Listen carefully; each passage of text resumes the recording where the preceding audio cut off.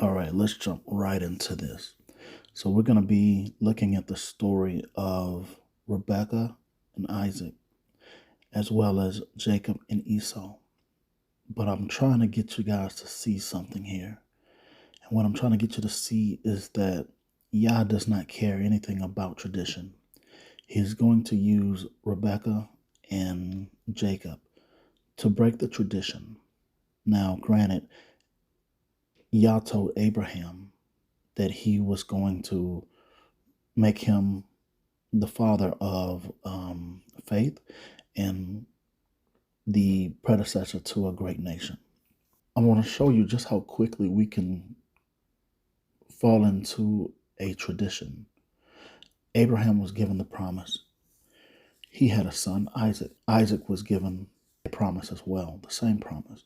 But Yah is going to break that tradition. Yah is going to take what we would think is right, how we have always done things, and he's going to turn it upside down. And we're going to see it here play out in this story. I'm going to be jumping all around. So, this is centered in the book of Genesis 25. And we're going to through 27, chapters 25 through 27. And I'm just going to start and I'm just going to jump around. So, where we're going to pick up is where Abraham has told his servant to go to his people and find a wife for Isaac. The servant gets the call and he doesn't know how he's going to fulfill it. So the first thing he does is pray. And we're going to pick this up at the servant's prayer so you can see that Yah is the one that orchestrated this. Abraham, being a man, told another man what to do. That man was wise enough to not just go out there and pick somebody and do something. He was a man of faith. And before he did anything, he prayed. And we're going to see here it is. And he said, O Lord, God of my master Abraham, I pray thee, send me good speed this day, and shew kindness unto my master Abraham.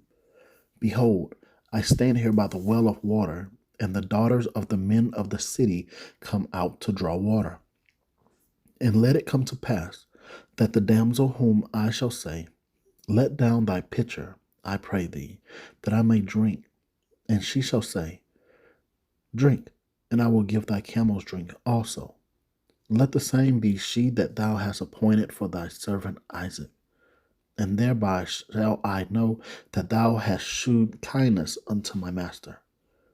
And it came to pass, before he had done speaking that, behold, Rebekah came out, who was born to Bethuel, son of Milcah, the wife of Nahor, Abraham's brother, with her pitcher upon her shoulder. So we see right here that what he has been given to do, or his prayer, is something that is unusual. Now, it's not unusual for someone to ask for some water, but it is unusual for that person to voluntarily give camels water. Camels can go a long time without drinking water, but when they do drink water, they drink a lot of water. So he has a lot of camels, and she is going to volunteer to give them drink. And that is how Abraham is going to know. The servant of Abraham is going to know that this is the one that Yah has chosen. And the servant ran to meet her and said, let me, I pray thee, drink a little water of thy pitcher. And she said, drink, my lord. And she hasted and let down her pitcher upon her hand and gave him drink. And when she had done giving him drink, she said, I will draw water for thy camels also, until they have done drinking.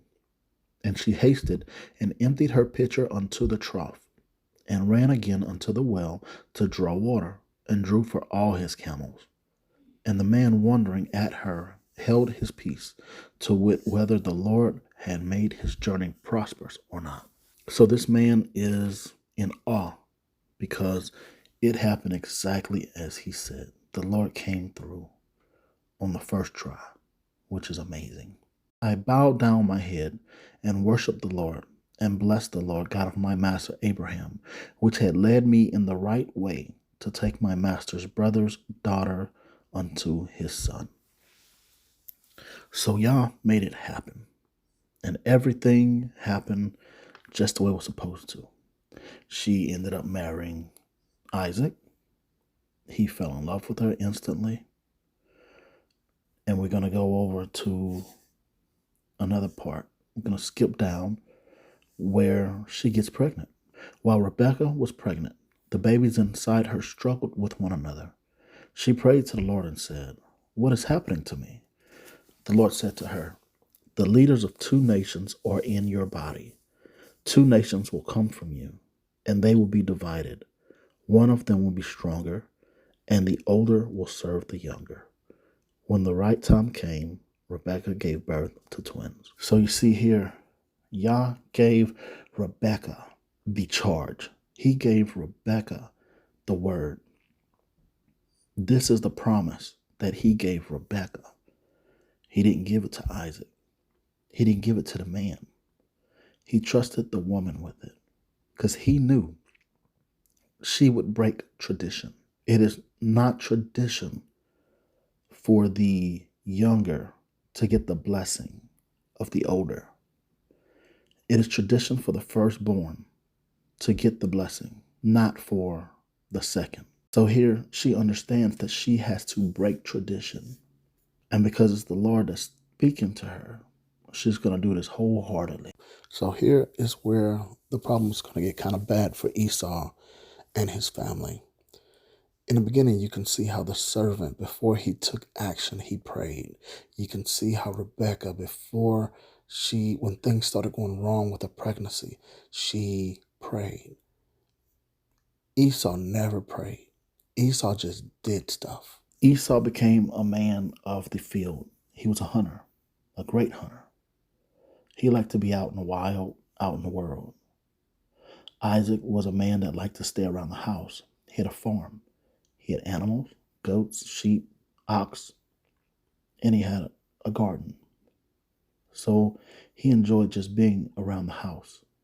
He wasn't a man of the world. Esau, being a man of the world, ended up seeing two Hittite women, married both of them. You have to understand the Hittite women.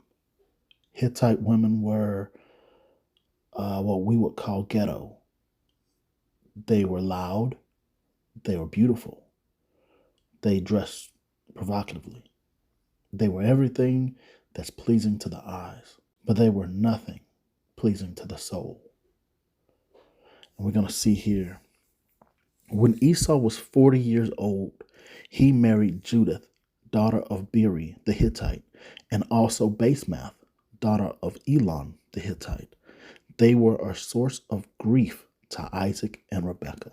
Esau married these two women, but Esau didn't have his own place to stay. So Esau brought these two women to live with him at his mom and dad's house. You can already see this is going to be a problem, a big problem. So we're going to see that Rebekah is going to come up with a plan to trick Isaac, her husband, into giving the blessing to Jacob. Now, Jacob had already taken the birthright because Esau didn't care about his birthright. And he sold his birthright for a plate of food. So here we're going to see Rebekah is going to trick Isaac and help Jacob. It says, Rebekah was listening when Isaac told his son Esau. Rebekah said to her son Jacob, "Listen, I heard your father talking to your brother Esau. Your father said, 'Kill an animal for me to eat. Prepare the food for me, and I will eat it. Then with the Lord as witness, I will bless you before I die.' So listen, son, and do what I tell you. Go out to our goats and bring me 2 young ones. I will prepare them the way your father loves them. Then you will carry the food to your father, and he will bless you before he dies." But Jacob told his mother Rebekah, My brother Esau is a hairy man. I am not hairy like him. If my father touches me, he will know that I'm not Esau. He will not bless me. He will curse me because I tried to trick him. So Rebekah said to him, I will accept the blame if there's trouble.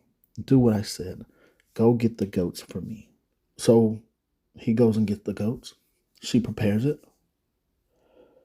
He gives it to his father. She puts on hair on his neck and on his arm so that they can trick Isaac, their father. The father eats it, gives him an amazing blessing. Then Esau walks in, and here we go. Isaac said, your brother tricked me. He came and took your blessing. Esau said, his name is Jacob. That is right name for him. He has tricked me twice. He took away my rights as the firstborn son, and now he has taken away my blessing. Then Esau said, have you saved any blessing for me? Isaac answered, I have already given Jacob the power to rule over you. And I said and all his brothers will be his servants. I have given him blessing for much grain and wine. There is nothing left to you, my son. So here we are. All of the blessings are done. There's nothing for Esau. And Jacob got everything. So in the course of time, of course, he had to run to Laban and hide out. But what I want to show you guys is this. Yah does not care about tradition. He cares about his kingdom being built. He will use anyone. He will give word. And anyone who carries it out gets the blessings that go along with it, because it furthers his kingdom. I can give a couple more examples of this. Yeshua came, and the leaders and elders, the Pharisees and scribes and teachers of religious law, they had certain traditions. They were following the 613 commandments. They took 10 commandments, made them into 613 commandments that no one could do. That's what Paul realized later on. He said, we didn't have to do these. As long as we follow the 10 commandments, as long as we follow the dietary law, and as long as we follow the feasts and festivals, you can look through the New Testament and you can see that that is exactly what Yeshua did. That is exactly what Paul taught people to do. It was to undo the tradition of man and instead instill the commands of Yah. This right here was just the beginning, this story with Rebekah. But Yah had to find someone who was willing to do his job, to do his will, follow his commands. And he found this woman. She was willing to do it. She put her life on the line to make sure that Yah's command was followed. And as we sit and think about it, we realize that Yah is breaking tradition again. He's calling us to break tradition. Yah is calling us to stop with the church the way it's always been done. Stop just having church and start being the church. Stop just saying pretty words and actually listen to his commands, follow his commands, and put action to his commands. Rebekah here, she was not a woman that just heard the law, heard the command. It took 40 years for her to act on it. She was grooming Jacob the whole time to step into his role. Jacob was very tricky at that. He got over on his brother many times. Even though this was kind of the last straw for Esau, it got the job done. So I want to ask you, are you willing to do whatever it takes to see Yah's commands take place? Not someone that is a hearer of the word, but someone that is a doer of the word. Didn't Yeshua say that? Don't be a hearer only, but be a doer. Didn't Yeshua say, who are my mother, my brothers, my sister? Those who do the will of the Father. I want you guys to understand, we are not here to follow traditions. The Catholic Church has traditions. All the different denominations of so-called Christianity follows traditions. Right now you have all of these non-denominational churches and Baptist churches. They are pretty much holding hands. But believe me, Satan is the one that's at the beginning, pulling them around. All these churches look alike. They sound alike. You watch videos, they're all trying to have like concerts in church. They're all being the exact same. But Yah is saying, break tradition. He doesn't want us to care what everybody else thinks of us. He called us to be his people, a peculiar people, a people unlike any other. And you know what?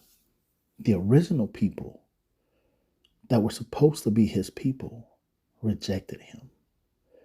Not all of them. The leaders did. Those who are high and mighty, who think they are at the top, they rejected him. So he said, I tell you what, I'm going to go and give this, what was supposed to be for you, I'm going to give it to anybody who will do my will, who will follow my commands. So now the Gentiles have a chance, and the gospel has been preached. But sadly, everyone who the gospel is preached to is brought into another system of tradition. So now it's up to us, Hebrews.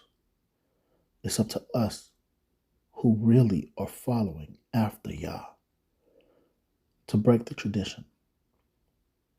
Tell others, you have to break the traditions. Yah is not in tradition. Yah is not in, we do this the same way all the time. Every couple of generations, he's going to have to change it up to make his will happen. Since he can see what's going to happen way ahead of time, he starts moving pieces to make sure that it happens the way he needs it to happen. Now, we frustrate his plans every time we follow tradition over Yah's voice. One more thing. This was a command that Yah spoke to Rebekah. It's not a 10 commandment. It's not something that's written in the Bible. But it's his spoken word. So, in addition to following the 10 commandments, in addition to following the dietary laws and the feasts and the festivals, we also have to listen to his voice and follow his voice. That means you have to know what Yah's voice sounds like. You have to have heard enough of his voice that when he speaks something like he spoke to Rebekah, we don't say, oh, that's the enemy speaking to me. Oh, that's another spirit speaking to me. But we know his voice. We follow his voice. If you love him, you know him. You follow his commands. You know what his voice sounds like. You hearken to his voice and you do his voice commands just as you would do the written commands. I pray that you guys would share this video. We got to get more people into breaking tradition, not falling in line with tradition. We're in the end times, y'all. Time is running very short. We have to be able to go against the grain. We have to be able to ignore and not listen to the voice of tradition when it tries to pull us away from hearing the voice of Yah, from following Yah's tradition. I mean, not his traditions, but his commands. We need to push away the voice of tradition, the thinking of tradition, and only listen to Yah's commands.